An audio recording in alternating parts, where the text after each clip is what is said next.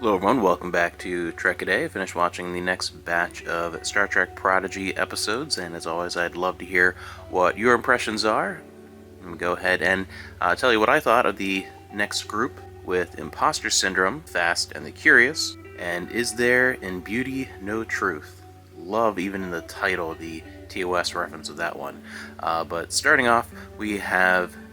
Dahl and the gang are trying to find a way to implement their plan to save Gwyn and the timeline and Chakotay and put the protostar in its proper place in history. But after their stunts in previous episodes, they have restricted access and they're being very carefully watched. They hatch a plan to create holographic duplicates as decoys so they can enact their plan for their mission. And things go awry at first with the difficulty of programming these duplicates, and kind of a fun episode that I think really will appease the younger audience more so. I think this one feels much more geared towards that demographic. And that plotline in general, the holographic duplicates, their plan, it works and is an interesting way of launching their mission with them being a little more on their own, which is kind of what you want in this adventure. You want the Voyager A and Captain Janeway and that crew, the kind of the adults, very present, but I really think to appeal not just to the younger audience, but to make it more believable, these kind of wild adventures, you do need to kind of have this group of youngsters who are growing into themselves and their roles and trying to find their place in Starfleet to kind of be off more on their own. I think they're doing a good job of kind of keeping that balance so far, even in these next couple episodes where they're tied to the grown-ups, but they're often more on their own on their adventures. But that plot line of the holographic duplicates kind of stretches believability a little bit with how long it lasts, but again, it veers a little more into the kids show logic with that, and but anyway, it's still pretty good and works to kind of move the plot along in this direction that it's going towards.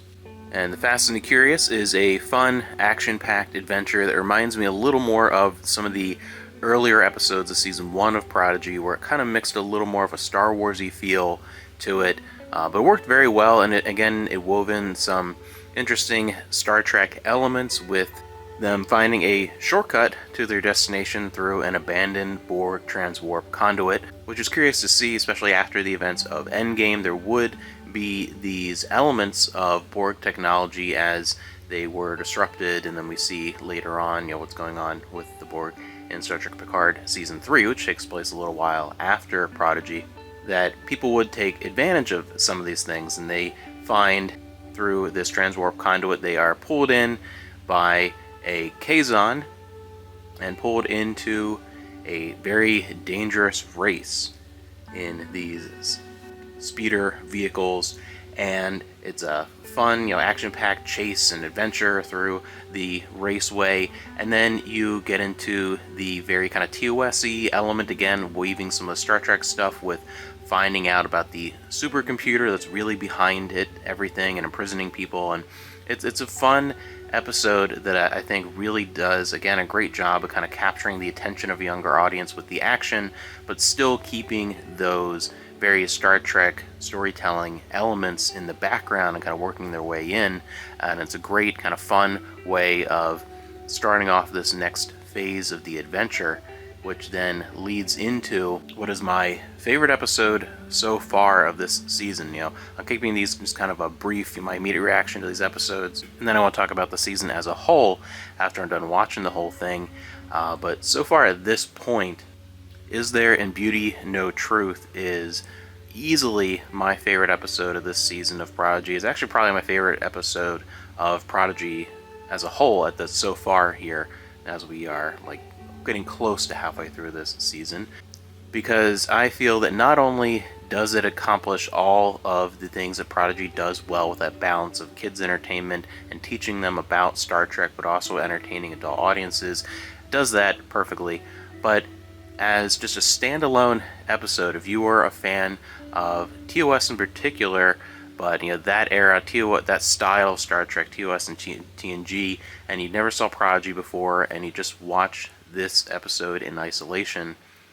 it is going to be great. You're going to love it, because I think this is genuinely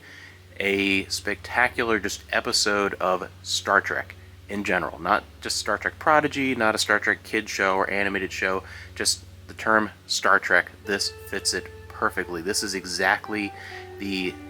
tone and style of storytelling that I wanted from a modern Star Trek that is only occasionally touched upon with shows like Strange New Worlds. I think this is honestly one of the most Star Trek feeling episodes in this modern era of Star Trek. It really captures that classic feel. Zero's mechanical body was damaged at the end of the last episode, as well with some mysterious hints of a time-traveling being that I hope we will see more of soon. It seems like it might be the kind of big bad of the season, the little things that are hinted here in these couple episodes. And then Zero is telepathically contacted by another Medusan, and we get an episode of modern Star Trek that entirely revolves around a new form of life, a new civilization, something that's interesting, something that's different, something that explores what it means to be alive in so many different facets, with our crew encountering a society comprised of non-corporeal entity-type beings that on this planet can be transferred into a physical body where they can experience sensations and feelings that they can't experience in their normal form, touch and taste, and they're very quick to allow Zero to make this energy transference and experience this new form, this body, and all the sensations that go along with it, this new way of experiencing reality. But there are some catches which aren't clear before they already make this transition, and we end up in a scenario where one of the greatest emotions that they want to feel, the greatest sensations, is fear, is the fear of losing this new form of life that they've acquired in this race, which ends up being just a fun segment. The whole thing, again, feels very truly Star Trek in its presentation of these themes, and I just absolutely love it. It's one I definitely want to talk about again. And we also have the issue of whether or not these bodies can be held onto by leaving this planet, to keep this form. Are you stuck here forever? And the whole thing just has a very peak Star Trek feel to it. One that I'd love to hear your reaction to, and in general, again, these are not spoiler-free reviews at all, but I do try and keep some of the more details out, just in case you happen to watch these before watching the episodes, because I know some people maybe aren't into Prodigy because it's a kid show and maybe still might want to check out these videos. And I hope with this episode in particular, just giving a little bit of the details of what the scenario is will entice you to check it out, because I think it's fantastic, just general Star Trek. And I'm excited to see what the next couple of episodes